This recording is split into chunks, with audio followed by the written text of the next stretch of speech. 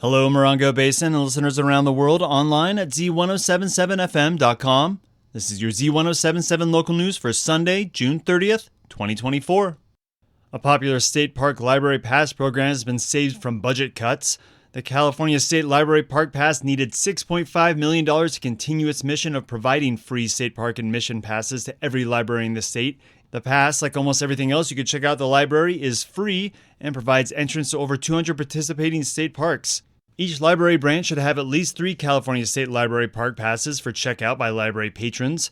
While we're limited to only a few nearby state parks in the Morongo Basin, your San Bernardino County Library card works at all branches in the county, which is the biggest county in the nation. Just down the hill, the Mount San Jacinto State Park and Wilderness area costs $10 per vehicle for access to the park. That would be free with a library park pass. If you're heading out to Lake Paris or Chino Hills, that pass will also save you a 10 spot at both of those parks too.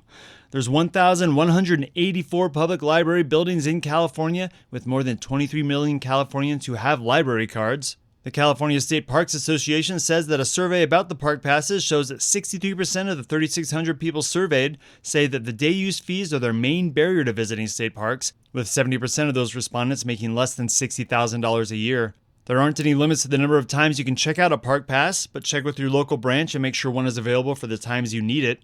If you don't have a library card, they're free for California state residents. A library card grants you access to the entirety of the world's knowledge and stuff like DVDs, comic books, internet, help with access to social services, and a safe, clean, air-conditioned place to relax and explore civilization's greatest achievement, the public library.